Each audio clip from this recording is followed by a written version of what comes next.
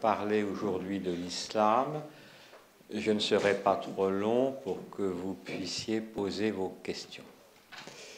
Alors, je suivrai tout simplement un plan chronologique, mais en introduction, je voudrais dire un mot sur le mot islam. Alors, islam, c'est un mot arabe. L'arabe est une langue dite sémitique qui est très proche de l'hébreu, par exemple. On ne note que les consonnes, S, L, M. Et le sens premier de l'islam, c'est paix. Paix avec soi-même par une soumission à Dieu. C'est pourquoi on dit parfois soumission, mais le terme exact, c'est paix. En étant soumis à Dieu, on est en paix avec soi-même. C'est la même racine que le mot hébreu shalom, qui veut dire paix, que Salomon, que Jérusalem, etc. Alors, passons au corps de cet exposé, le plan chronologique. Le prophète Mohammed est né vers 570 après Jésus-Christ et mort en 632. C'était un jeune homme qui vivait en Arabie et dont la profession était d'être caravanier, c'est-à-dire d'accompagner des caravanes le long des routes nord-sud qui remontaient jusqu'à l'actuel Iran en passant par l'actuel Irak, etc. En tant que caravanier, il était donc au contact avec de nombreuses populations et avec de nombreuses religions.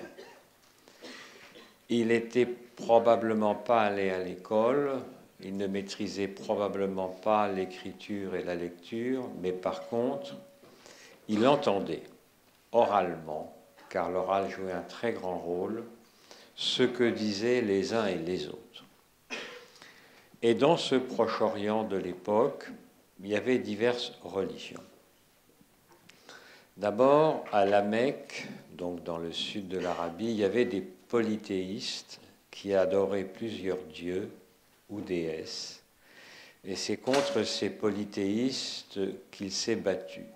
C'était un petit peu comme la religion grecque ou romaine. Il y avait plusieurs dieux, plusieurs déesses, et notamment 3 déesses qu'on retrouve dans les fameux versets sataniques du Coran. Donc, contre ce polythéisme, il s'est battu. Il y avait également des communautés juives assez importantes et qui, au début, ont été les alliés de Mohammed. À partir de ce moment-là, il faut voir qu'il y avait également des communautés chrétiennes. Mais ces communautés chrétiennes étaient très, très divisées et elles se disputaient sur le fameux dogme de la Trinité.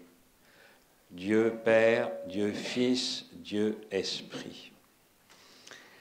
La majorité des chrétiens croyaient qu'il y avait un Père, un Fils, un Esprit égaux, mais dans certains conciles, ces chrétiens se sont disputés et une minorité a refusé ces dogmes.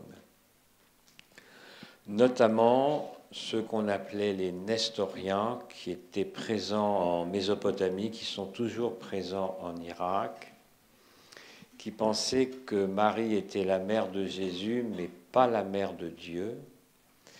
Et puis les monophysites, qui sont aujourd'hui encore présents au Proche-Orient, notamment chez les Coptes d'Égypte, dont on a parlé, et qui pensaient que Jésus était vraiment Dieu, mais pas vraiment homme. Alors pourquoi ces disputes? Beaucoup pour des questions de langue et de traduction. C'est-à-dire que ces conciles à Nicée, à Constantinople, à Éphèse, à Chalcédoine, c'est-à-dire sur le territoire de l'actuelle Turquie, la langue officielle était le grec.